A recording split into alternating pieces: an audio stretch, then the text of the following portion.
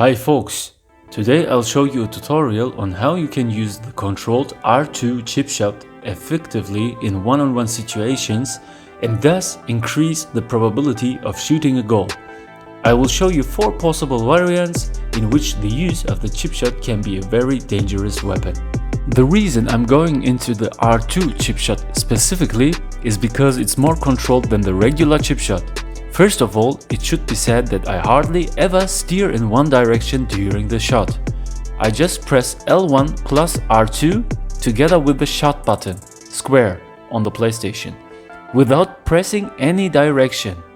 This is very important and therefore I ask you to take care of this when you do the controlled chipshot yourself. Based on this situation, you can see that the distance between our striker and the opposing goalkeeper is very small. And because the distance is so small, the ball hits the goalkeeper with an ordinary chip shot because the player only taps the ball lightly and the ball has a low trajectory. For comparison, I'll show you a very similar situation whereby the distance from the striker to the goalkeeper is even smaller in this case than in the previous situation.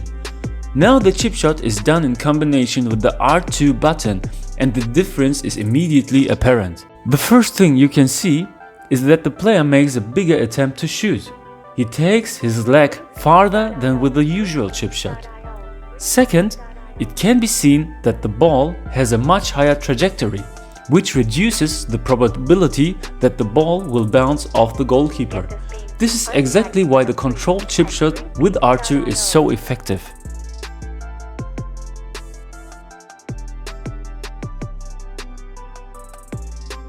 In order to increase the probability of a goal with a chipshot, it is advantageous if the executing player has the skill chipshot control. In this case, it is Lewandowski who has the skill chipshot control. However, this is not absolutely necessary, especially not for the controlled chipshot. I spoke of 4 variants and we will start with the first variant, in which the ball bounces too far forward when running towards the goalkeeper and the chipshot still gives us a goal from this supposedly unfavorable position. This situation arises quite often in the game, be it through one's own inattentiveness, through insufficient stamina of the player, through a duel with the opposing defender or other factors. That is why it is so important to have this option in your own toolbox.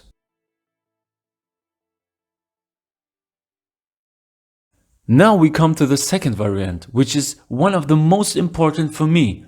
The point here is to shoot from angles that would not normally result in a goal, or with a really low probability to shoot a goal. In this situation, you can tell that I'm at a very poor angle to the goal and a normal shot would most likely be saved by the opposing goalkeeper.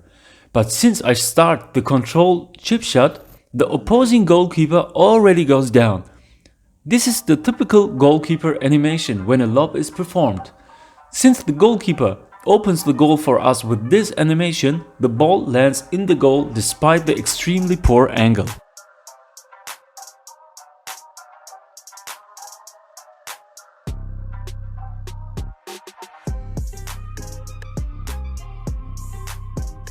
The third variant requires timing and calmness in front of the opposing goalkeeper as we take a step outside shortly before him and thus increase the chance of scoring a goal even more. Most of the time you can choose a direction in which you want, that doesn't matter. Timing is much more important because if you step out too late, the goalkeeper will most likely intercept the ball. In this case, I take the step down and take the controlled chip shot into the short corner, which causes the goal to fall. The fourth and last variant is about having a lot of time and space while running alone towards the opposing goalkeeper. I can only recommend that you always keep an eye on the radar in such situations. You don't need to watch your player for this brief moment, because you just keep running in one direction. It is very important to recognize early on whether the opposing goalkeeper is running out or staying in his goal. And that is only possible if you pay attention to the radar, unless you are playing with a different angle such as blimp. At this point you can't see the opposing goalkeeper and you don't know if he's running out or not. This is the moment when you have to look at the radar, because now you can see that the goalkeeper is starting to run out. So you can prepare yourself mentally to take the chip shot. Here too, the right timing and the correct dosage are important.